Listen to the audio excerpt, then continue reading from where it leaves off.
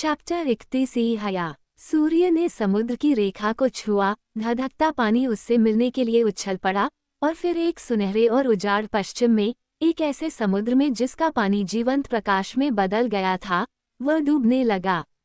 Dick ने देखा कि लगभग डूबी हुई सुनहरी भौं पर आग का एक अर्धचंद्राकार चांद दिखाई दिया और फिर वह डूब गई, अपने साथ दिन को भी ले गई, जैसे मरुआ अपने साथ अपनी जवानी और सभ्यता से उसे जोड़ने वाले अंतिम दृश्यमान धागे को लेकर डूब गया था।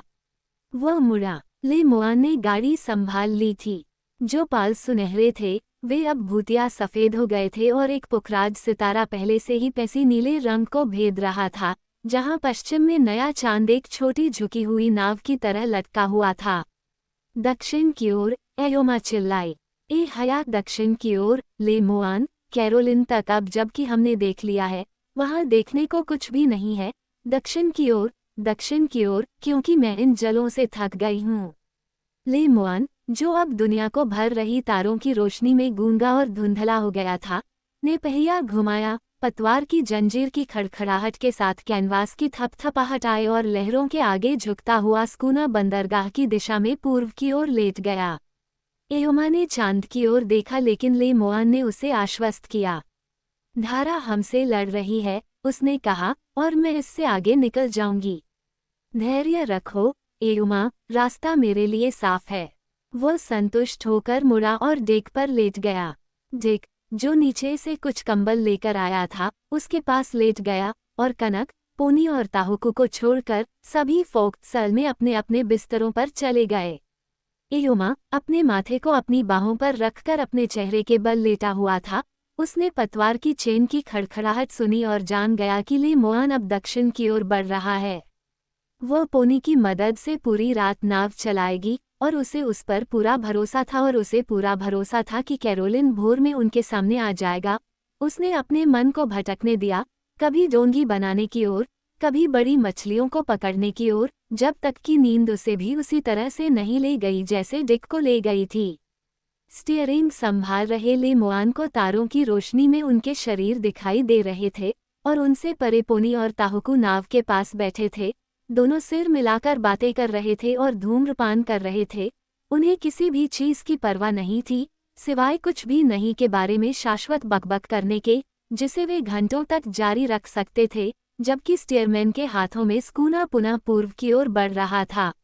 आधी रात के 1 घंटे बाद हवा बदल गई, पश्चिम से दक्षिण की ओर बहने लगी।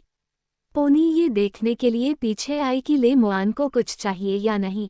खाना, पानी, पीने के लिए उसे कुछ नहीं चाहिए था। जैसे वह बहुत पहले रात भर कैरोलिन की ओर चली थी, वैसे ही वह अब भी बिना थके, खुद में लिपटी हुई, बिना किसी प्रयास के आगे बढ़ रही थी। जैसे ही पूर्वी आकाश में भोर हुई, उसने अपना रास्ता बदलकर दक्षिण की ओर कर लिया और पहिया पोनी को सौंप दिया। उसने अपना काम कर दिया था।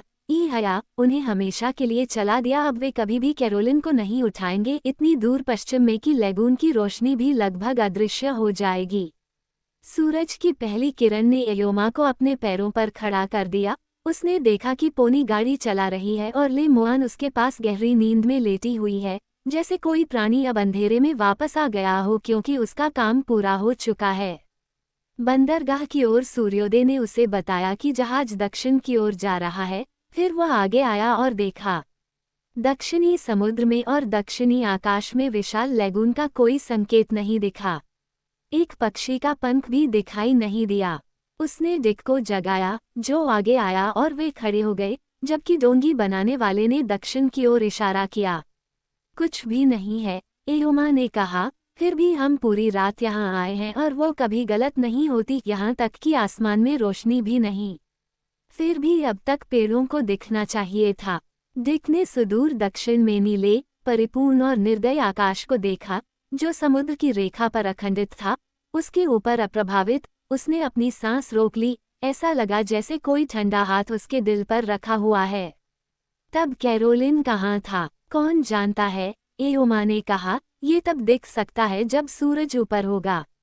हमें इंतजार करना चाहिए। वे प्रतीक्षा करते रहे और देखते रहे जब तक सूरज आकाश में उगता रहा, लेकिन सूरज ने ऐसा कुछ भी नहीं दिखाया जो भोर ने न दिखाया हो। पश्चिम की ओर दूर उनके द्वारा अदृश्य और इतना धुंधला कि मुश्किल से दिखाई दे रहा हो, ऊपरी नीले रंग में एक पीला धब्बा कैरोलिन का प्रकाश के अलावा कुछ भी नहीं।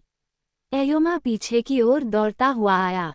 उसने ले मुआन को हिलाया और उसे नींद से जगाया और वह आगे आकर धनुष पर खड़ी हो गई, अपनी आंखों को रोशनी से बचाती हुई। वो वहां नहीं है, उसने कहा, मैं अपनी आंखों से या अपने मन से कुछ भी नहीं देख सकती, शक्ति मुझसे चली गई है, एयोमा, वो मुझसे मेरी नींद में ही छीन ली गई है। एयोमा ने अपने हाथ के सपाट हिस्से से उसके सिर पर वार किया, फिर वो उसकी ओर मुड़ा, वह झूठ को अपने होठों पर दबाए हुए, डिक के करीब, लगभग उसे छूते हुए खड़ी थी, जो खड़ा था, उसका हाथ रेलिंग पर था, मुश्किल से सांस ले रहा था। तुम्हारे पास से चले गए, डोंगी बनाने वाले ने चिल्लाया, नींद में चले गए, अरे, यह क्या है? हम भटक गए हैं और भटक गए हैं, चले गए। और इसे उतामातो के अलावा कौन ले सकता था? ताउरी, हम खो गए हैं, हम उन बेखबरों के हाथों में हैं, उनके जाल हमें ले गए हैं। मैंने तुम्हें ये बताया था, फिर भी तुम पीछे नहीं हटे। हम फिर कभी कैरोलिन को नहीं देख पाएंगे। डिक ने कोई हरकत नहीं की। उसने फिर से कैटफा की आकृति देखी, जब वे जा रहे थे, वह समुद्र तट पर खड़ी थी, वह प्यारी आकृति जिससे वह शायद ही कभी अलग हुआ था, वह स्कूना और उसे बाहरी समुद्र में ले जाने के सपने से इतना भरा हुआ था। कैटफा जो तब भी पश्चिमी आकाश पर उस छोटे से दाग के नीचे से उसे देख रही थी, अब इतनी फीकी पड़ गई थी कि लगभग अदृश्य हो गई थी। यहाँ तक कि पिछली रात भी, जब उसके लौटने का निश्चय था, उसका हृदय उसके लिए तरस रहा था, उसने उसके सपने देखे थे, हजारों छोटे छोटे धागों से, जिनमें से प्रत्येक जीवित था, वो उसके अस्तित्व से जुड़ गई थी, और वह उसे फिर कभी नहीं देख सकेगा। अब हम कैरोलिन को कभी नहीं देखेंगे। वो उजाड़ दक्षिण की ओर, पश्चिम की ओर, पूर्व की ओर मुड़ा, फिर, दूसरों की परवाह किए बिना, अपने दुख में एक जंगली की तरह, उसने खुद को डेक पर डाल दिया, उसका चेहरा उसकी बाहों पर था जैसे कि वह खुद को घृणित सूरज से छिपा रहा हो।